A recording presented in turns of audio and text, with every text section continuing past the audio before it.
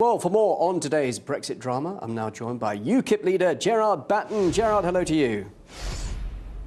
Hello, Bill. Tusk is right, isn't he? UKIP and your fellow Tory Brexiteers have been pushing a plan that is simply not credible and indeed is unsafe for the UK. Well, actually, Bill, I've got to get out a free card from hell because I actually wrote a plan back in 2017. So you can't blame me or UKIP as not having a plan because we had one.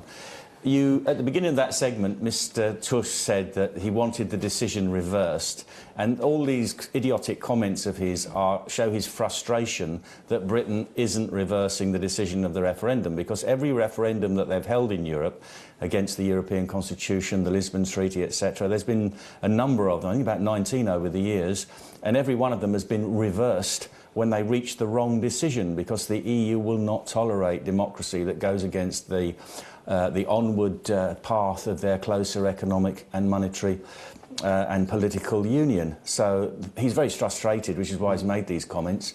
But of course they are very insulting to people who have worked very hard over the years to free themselves from the European Union and restore the national independence of our country. Well, of course, indeed. I mean, you have said many times on this programme the EU wants Brexit to fail, but surely it is now playing a dangerous game, because if it doesn't give Theresa May any leeway, then it is facing a no-deal outcome, which, of course, it can ill afford. Well, I can't make my mind up whether Mrs May is completely incompetent or whether she has a cunning plan. I've always said that the Tories are going to betray, and indeed the majority of the House of Commons want to betray Brexit, and they don't want us to leave the European Union. What she may be doing here is playing a very clever game in her view, which is to take us to the very brink just before the 29th of March in order to force an even worse withdrawal agreement on us, which she may be doing that in collusion with Mr Juncker anyway, and force the House of Commons into voting for that. If that doesn't happen and we actually leave on the 29th of March without a plan, there isn't a problem with that, providing the government has the courage to take us out on its terms and tell the European Union how it's going to work, which is the policy that I've been advocating, you know, for the last 25 years, and wrote it all up in a book 2014 and wrote the plan in 2017. Sure. I've always said the only way we will ever leave the European Union is by unilateral and unconditional withdrawal. Yeah, and then, of course, we are told of all the huge problems that could cause the country, the negative economic impact. Indeed, we're even seeing the military preparing for a no-deal situation. And there's no appetite for it in Parliament anyway, is there?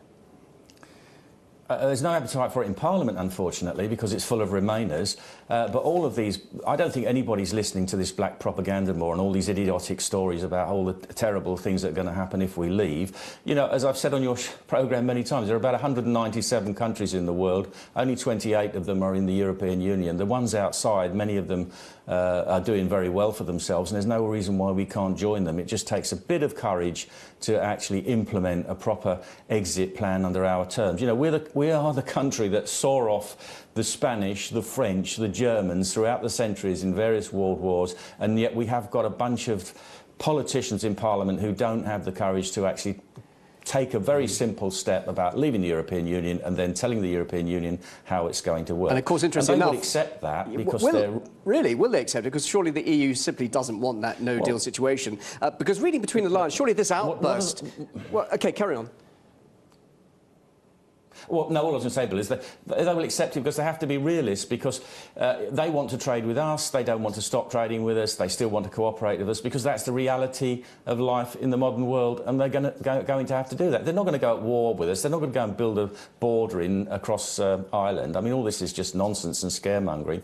And if we had the courage to actually do something in this country effectively, or our government did, then I'm sure that they would accept the terms on which we would offer them in a spirit of friendly cooperation. But we must set the terms for that, because they're not going to. Just finally, your thoughts on what could happen now, because reading between the lines, this outburst from Tusk is really deliberately knocking those Brexiteers into touch and paving the way for Theresa May to get those concessions, perhaps an olive branch at the very last minute.